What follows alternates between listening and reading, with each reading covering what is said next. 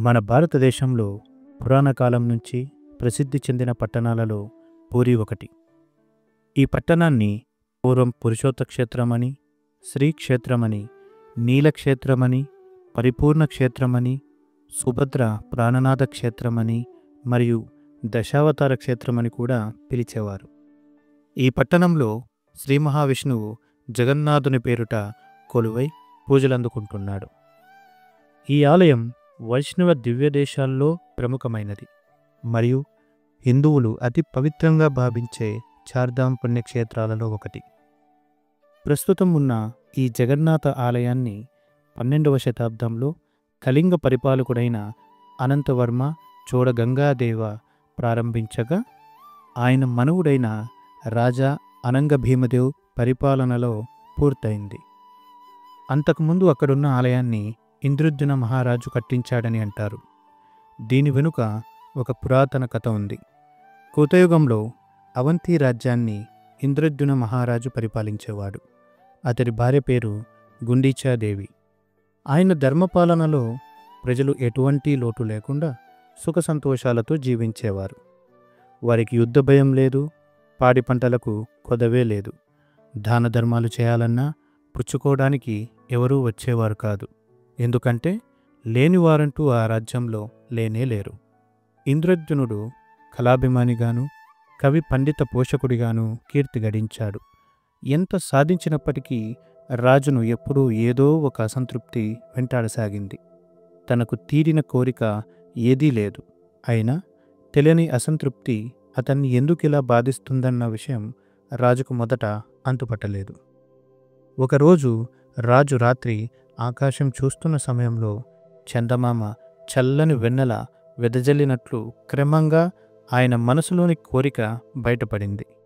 యథాలాభంగా ఆయనకొక ఆలోచన తట్టింది. భావితరాలకు భక్తులకు యాత్రాస్థలంగా కాగల బ్రహ్మాండమైన దేవాలయం నిర్మించాలి అని. ఆ ఆలోచన కలగ్గానే ఆయనలో అంతకు పూర్వం ఉన్న అసంతృప్తి కాస్త తగ్గిపోయింది. అయినా నిర్మించిన ఆలయంలో ఏ దేవ విగ్రహం ప్రతిష్ఠించాలన్న సమస్య ఎదురైంది. రాజు ఒకరోజు రాత్రి పడుకునే ముందు ఈ విషయం గురించి గాఢంగా ఆలోచిస్తూ అలాగే నిద్రపోయాడు. రాజా, మొదట ఆలయ నిర్మాణం పూర్తి కానివ్వు. కాలం ఆసన్నమైనప్పుడు విగ్రహం దానంతట అదే వస్తుంది అన్న దివ్యస్వరం రాజుకు వినిపించింది. రాజు అమితానందంతో నిద్రలేచాడు. ఆయన మనసులోని విచారం మటమాయమైపోయింది. తెల్లవారుగానే మంత్రుల్ని పిలిపించి తన మనసులో ఉన్న ఆలోచనను తెలియజేశాడు. వాస్తు శాస్త్రవేత్తలను పిలిపించి ఆలయ నిర్మాణానికి తగిన స్థల నిర్ణయం చేయమన్నాడు. జ్యోతిష్కులను రప్పించి ఆలయ శంకుస్థాపనకు ముహూర్తం పెట్టమని ఆదేశించాడు. ఒక శుభముహూర్తాన విశాలమైన పూరీ సముద్ర తీరంలో మేళతాళాలతో వేద మంత్రాలతో ఆగమవేత్తల ఆధ్వర్యంలో ఆలయ నిర్మాణ కార్యక్రమం ప్రారంభమైంది. ఆలయ నిర్మాణానికి కావలసిన ప్రత్యేకమైన పెద్ద పెద్ద బండరాళ్లను దూర ప్రాంత కొండల నుంచి తెప్పించారు. సముద్రం గుండా, నదుల గుండా, ఓడలలోనూ పడవలలోనూ ఏనుగులు పొంచిన బండ్ల మీద వాటిని సముద్ర తీరానికి చేరివేశారు. దేశంలోని ప్రతి ప్రాంతం నుంచి వచ్చిన వేల కొలది శిల్పులు రాత్రింబవళ్లు ఆలయ నిర్మాణానికి పూనుకున్నారు. భక్తి శ్రద్ధలతో నిండిన వారి ఉత్సాహం, నిర్విరామ పరిశ్రమ ఫలితంగా అపురూప శిల్పాలు రూపుదిద్దుకున్నాయి. కొన్ని సంవత్సరాల తరువాత ఆలయ నిర్మాణం పూర్తయిపోతుంది. ఆలయ నిర్మాణం పూర్తి కాగానే గుడిలో దేవుడెక్కడా అని అందరూ ప్రశ్నించసాగారు. రాజు కూడా ఈ విషయమై తీవ్రంగా ఆలోచించసాగాడు, దిగులు పడసాగాడు. ఒకరోజు ఆయన ఆలయంలోకి ప్రవేశించి గర్భగుడి కేసి చూస్తూ కూర్చొని, దేవా, ఈ గుడిలో ఏ రూపంలో కొలువు తీరాలని నీ సంకల్పం? ఈ విషయం తెలియజేయవలసిన సమయం ఇంకా ఆసన్నం కాలేదా? ఇంకా ఎంతకాలమని వేచి ఉండాలి? ఇన్ని శ్రమలకు వచ్చి నిర్మించిన ఈ ఆలయం ఇలా శూన్యంగా ఉంటే నలుగురు నన్ను చూసి నవ్వరా అని రాజు కన్నీళ్లతో ప్రార్థించాడు. ఆ రోజు రాత్రి రాజు ఒక కలగన్నాడు. అతని కలలో స్వామివారు కనిపించి, నాయనా, ఒక పని చెయ్యి. నీలాచలం అను ఒక ప్రదేశం ఉంది. ఒక కొండ, ఆ కొండపైన నేను నిజస్వరూపంలో నీలమాధవుడు అనే పేరుతో ఉన్నాను. నన్ను కనిపెట్టు అని చెప్పి అంతర్ధానమయ్యాడు. నీలమాధవుణ్ణి వెతకడానికి మహారాజు తన ఆస్థానంలోని నలుగురు పండితుల్ని పంపాడు. నలుగురు 4 దిక్కులకు వెళ్లారు. ఆ నలుగురిలో చిన్నవాడైన విద్యాపతి తూర్పు దిక్కుకు బయలుదేరి కొంత దూరం వెళ్ళిన తరువాత ఉత్తరం దిక్కుకు తిరిగాడు. అక్కడ అరణ్య ప్రాంతం ఎదురైంది. మనసులో స్వామివారిని ప్రార్థిస్తూ తనను నడిపించే భారం దేవుడిదే అన్న శరణాగతి భావంతో దేవుడు చూపిన మార్గంలో నడుస్తున్నట్లు భావిస్తూ అడవిలోకి ప్రవేశించాడు. పోను పోను అడవి మరీ దట్టంగా సాగింది. చాలా దూరం కాలినడకనే రావడం వలన కళ్ళు తిరిగి విద్యాపతి పడిపోయాడు. అక్కడికి ఒక చిన్న గొల్లపిల్లవాడి రూపంలో స్వామివారు వచ్చి తనకి తాగడానికి పాలు ఇచ్చి చిరునవ్వు నవ్వి, "నువ్వు వెళుతున్న దారి సరైనదే, అలాగే వెళ్ళు, స్వామి కనిపిస్తారు" అని చెప్పి అంతర్ధానమయ్యాడు. విద్యాపతి ఆ గొల్లపిల్లవాడికి నమస్కరించి అడవిలోకి వెళ్ళాడు. విద్యాపతికి గూఢాచార్యుల ద్వారా ఒక విషయం తెలుస్తుంది.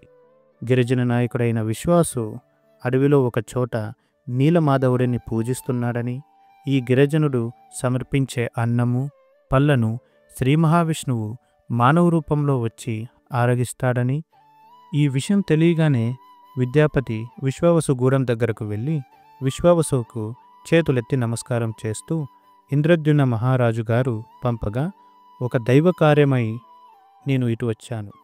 ఇక్కడ కొన్ని రోజులు ఉండాలనుకుంటున్నాను అని చెప్పగా విద్యాపతిని గౌరవ మర్యాదలతో తమ గూడానికి తీసుకుపోయి అతడికి కావలసిన వసతులన్నీ విశ్వావసు ఏర్పాటు చేశాడు.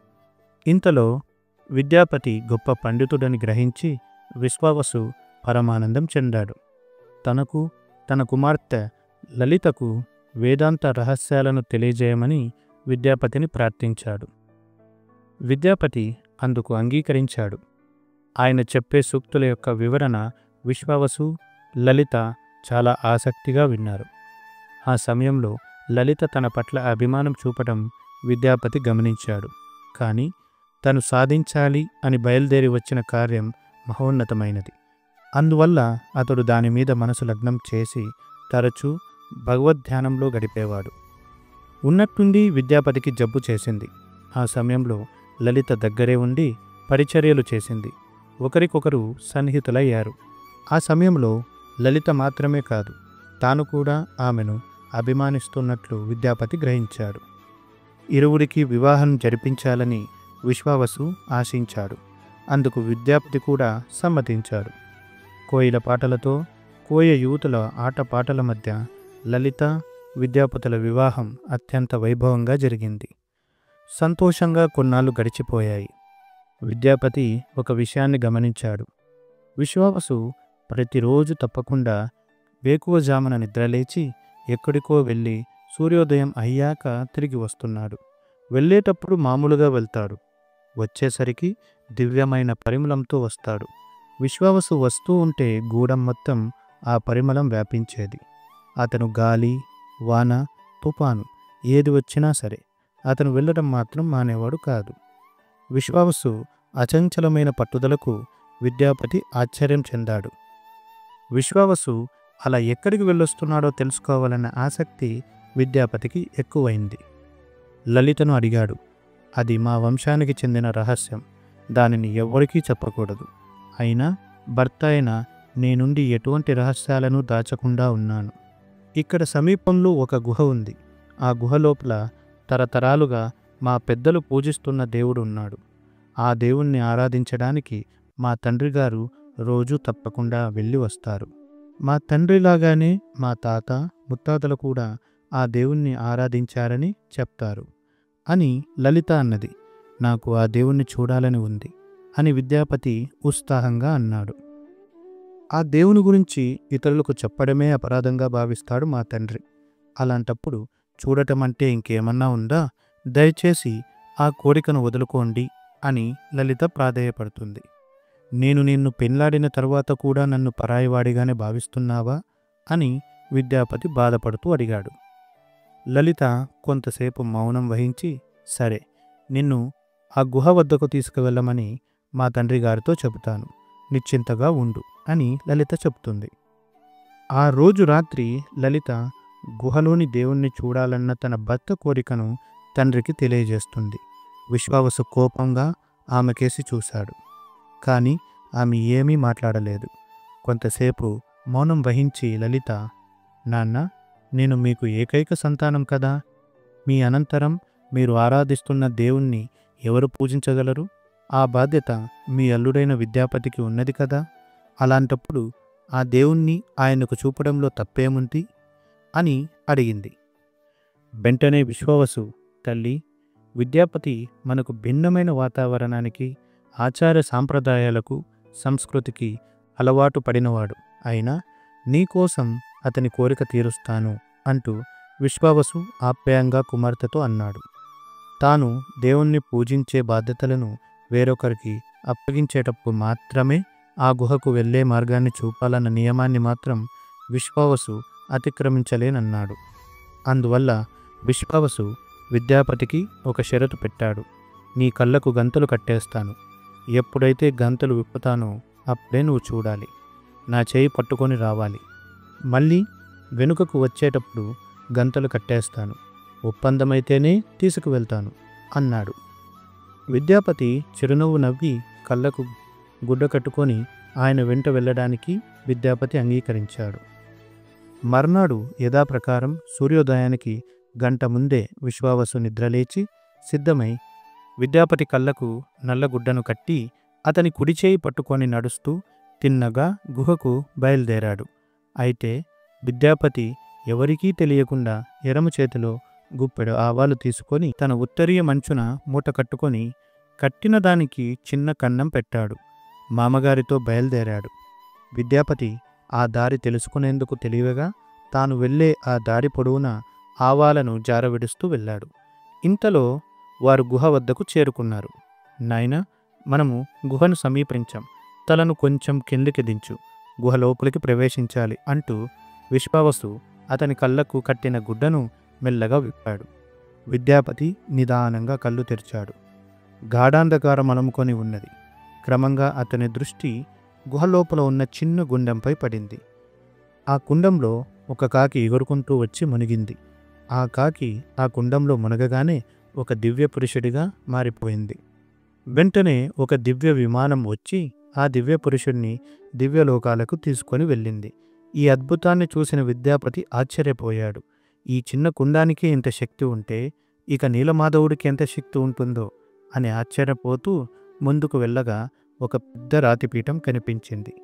విశ్వావసు ఆ పీఠం మీద కొన్ని పువ్వులు ఉంచాడు.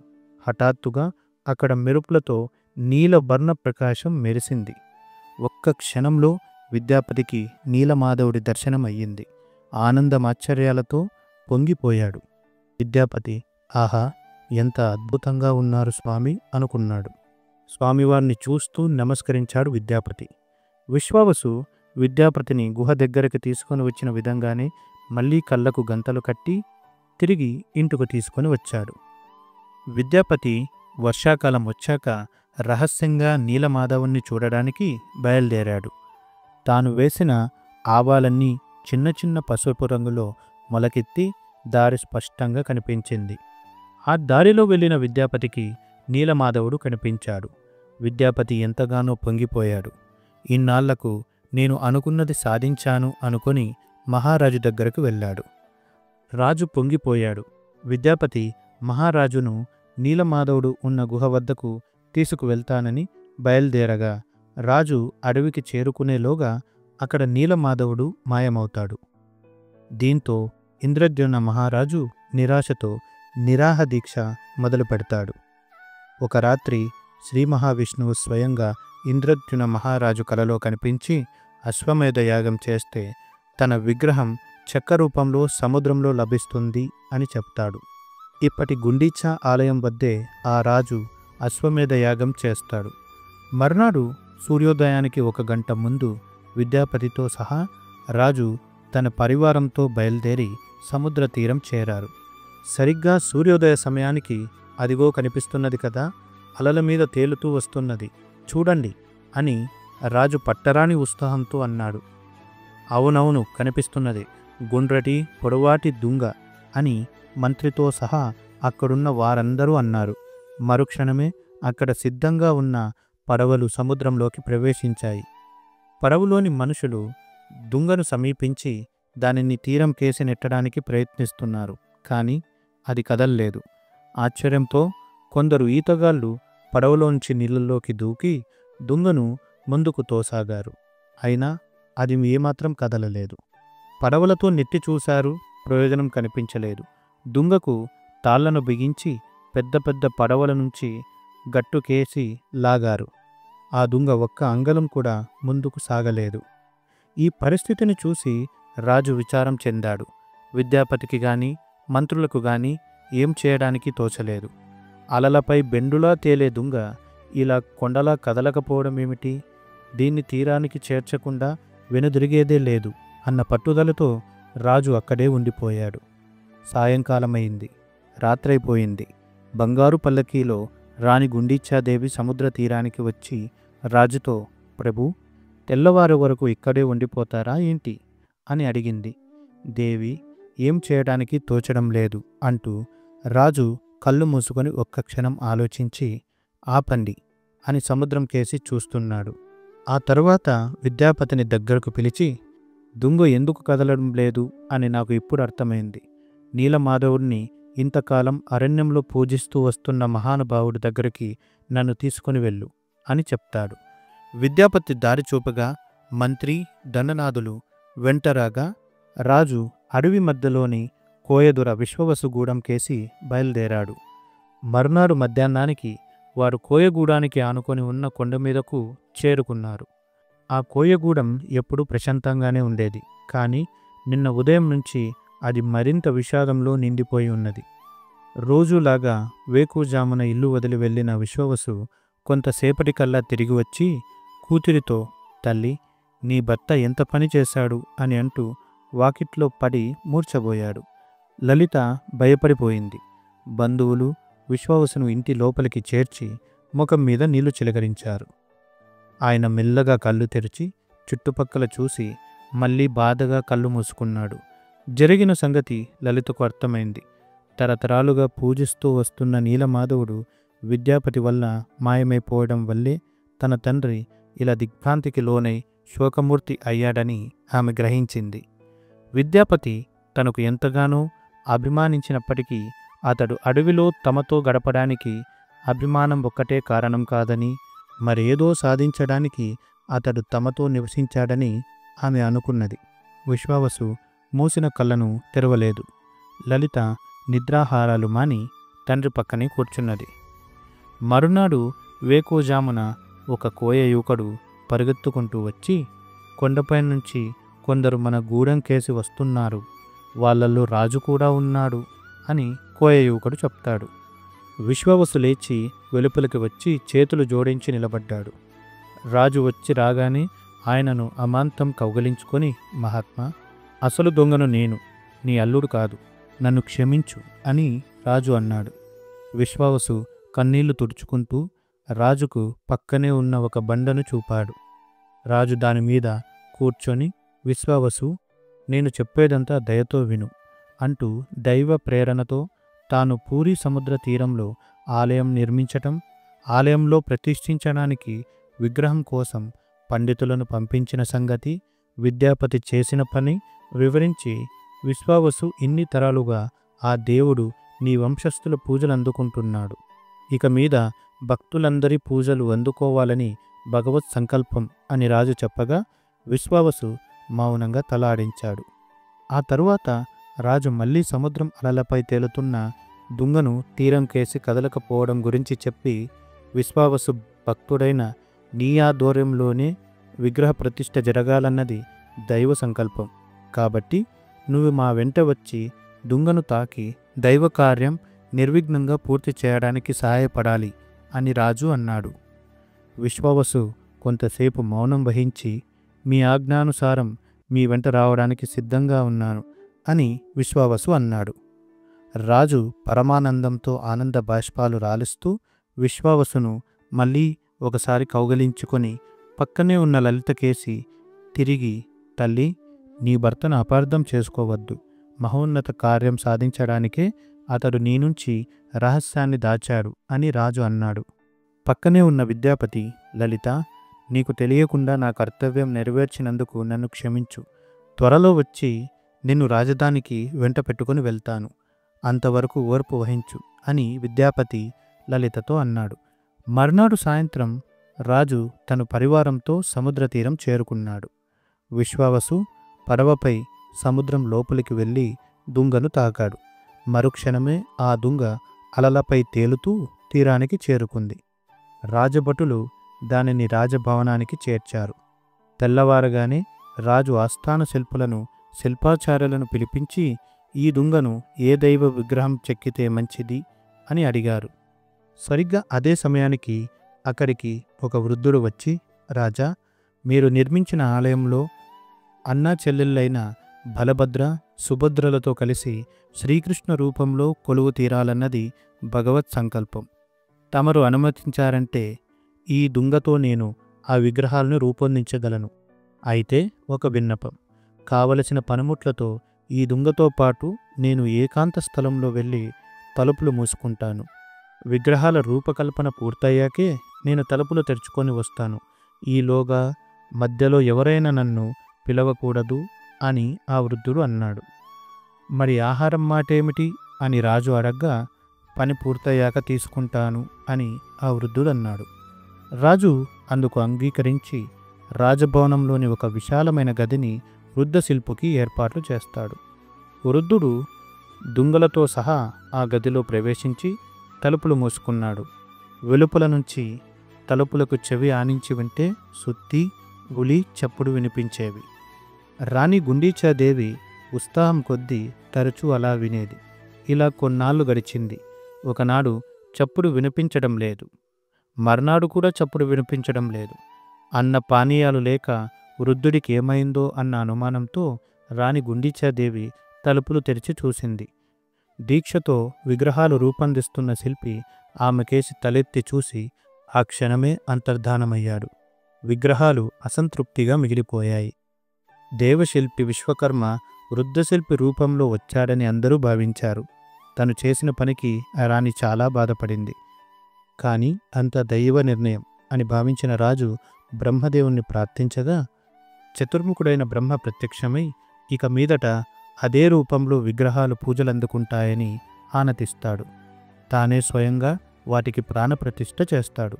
అప్పుడు స్వామివారు ఆ రాజు ముందు ప్రత్యక్షమై వరం కోరుకోమనగా అందుకు ఇంద్రద్యుమ్న మహారాజు, స్వామి, నీ దర్శనమే మహాభాగ్యం. కానీ నా కోరిక, నాకు పిల్లలు పుట్టకుండా నా వంశాన్ని నిర్వంశం చేయు. ఎందుకంటే భవిష్యత్తులో ఎవరూ కూడా ఈ ఆలయం నాది అని నీకు నీ భక్తులకు మధ్య అడ్డు రాకూడదు అని కోరుకుంటాడు.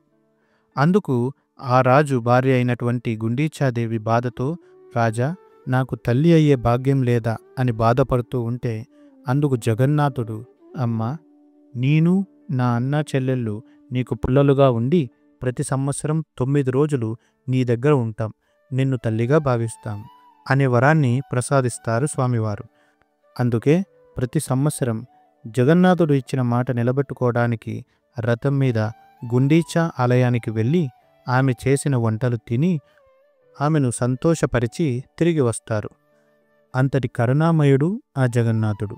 దేశంలో ఎక్కడా లేని విధంగా పూజలందుకుంటున్న ఇక్కడ ఈ దేవతామూర్తులను 8 నుండి 12 సంవత్సరాలకి ఒకసారి మార్చి నూతన దేవతామూర్తులను ప్రతిష్ఠించుతూ ఉంటారు. దీనిని నవకళేబర్ ఉత్సవంగా నిర్వహిస్తారు. ఈ ఆలయ ఆధ్వర్యంలో జరిగే ఉత్సవాలన్నిటికల్లా ముఖ్యమైనది జగన్నాథ రథయాత్ర. జగన్నాథ రథయాత్రగా పిలువబడే ఈ రథయాత్రలో లక్షలాది మంది భక్తులు పాల్గొంటారు. బలభద్ర, సుభద్రలతో కలిసి ఈ ఆలయంలో కొలువు తీరిన జగన్నాథునికి ఏడాదికి ఒకసారి గుడిలోంచి బయటకు తీసుకొని వచ్చి భక్తులకు కనువిందు చేస్తారు. ఊరేగించేందుకు ఏటా ఒక కొత్త రథాన్ని నిర్మిస్తారు. ఇక జగన్నాథుడి రథాన్ని నందిఘోష అంటారు. 45 అడుగుల ఎత్తు ఉన్న ఈ రథం 16 చక్రాలతో మిగతా రెండింటికన్నా పెద్దదిగా ఉంటుంది. ఎర్రటి చారులున్న పసుపు వస్త్రంతో నందిఘోషను అలంకరిస్తారు. బలభద్రుడి రథాన్ని తాళధ్వజం అంటారు. దీని ఎత్తు 44 అడుగులు, 14 చక్రాలు ఉంటాయి. ఎర్రటి చారులున్న నీలి వస్త్రంతో ఈ రథాన్ని కప్పుతారు. సుభద్రాదేవి రథం పద్మధ్వజం లేదా దర్పదోళనం, ఎత్తు 43 అడుగులు, 12 చక్రాలు కలిగి ఉంటాయి. ఎర్రటి చారలున్న నలుపు వస్త్రంతో పద్మధ్వజాన్ని అలంకరిస్తారు. రథయాత్ర నాడు మేళ తాళాలతో గర్భగుడిలోకి వెళ్ళిన పాండాలు అంటే పూజారులు ఉదయకాలం పూజాదికాలు నిర్వహిస్తారు. శుభముహూర్తం ఆసన్నం అవ్వగానే జగన్నాథ జగన్నాథ అని పెద్ద పెద్ద అరుపులు అరుస్తూ రత్నపీఠం నుంచి విగ్రహాలను కదిలిస్తారు. ఈ క్రమంలో ముందుగా దాదాపు 5.5 అడుగులు ఎత్తు ఉండే బలరాముడు విగ్రహాన్ని తీసుకొని వస్తారు. బలభద్రుణ్ణి చూడగానే జై బలదేవ జై జై బలదేవ అంటూ భక్తులు చేసే జై జై ధ్వానాలతో ఊరంతా మారుమ్రోగుతుంది. బలరాముడు విగ్రహాన్ని ఆయన రథమైన తాళధ్వజంపై ప్రతిష్ఠింపచేస్తారు. అనంతరం ఇదే పద్ధతిలో సుభద్రాదేవి విగ్రహాన్ని కూడా బయటకు తీసుకొచ్చి రథం మీద ప్రతిష్ఠిస్తారు. ఇక దాదాపు 5 అడుగుల 7 అంగుళాలు ఎత్తు ఉండే జగన్నాథుడి విగ్రహాన్ని ఆలయ ప్రాంగణంలో నుంచి బయటకు తీసుకొస్తుండగానే జయహో జగన్నాథ అంటూ భక్తులు పారవస్యంతో జై జై ధ్వానాలు చేస్తారు. సుభద్ర, జగన్నాథ, బలభద్రులు రథారూఢలై యాత్రకు సిద్ధంగా ఉండగా పూరి సంస్థానాధీశులు అక్కడికి చేరుకుంటారు. జగన్నాథుడికి నమస్కరించి రథం మీదకు ఎక్కి స్వామి ముంగుట బంగారు చీపురతో శుభ్రం చేస్తారు. ఈ వేడుకను చరాపహార అంటారు. అనంతరం స్వామివారిపై గంధం నీళ్లు చిలకరించి కిందికి దిగి రథం చుట్టూ 3 సార్లు ప్రదక్షిణ చేస్తారు. ఇదే తరహాలో బలరాముడిని, సుభద్రాదేవిని అర్చించి వారి రథాల చుట్టూ కూడా ప్రదక్షిణలు చేస్తారు. అనంతరం రథాలకు తాత్కాలికంగా అమర్చినటువంటి తాటి మెట్లను తొలగిస్తారు. ఇక యాత్ర మొదలవ్వడమే తరువాయి. జగన్నాథుడి రథం మీద ఉండే ప్రధాన పాండా నుంచి సూచన రాగానే కస్తూరి కల్లాపి చల్లి హారతి ఇచ్చి జై జగన్నాథ అని పెద్దగా అరుస్తూ తాళ్లను పట్టుకొని రథాన్ని లాగడం మొదలు పెడతారు.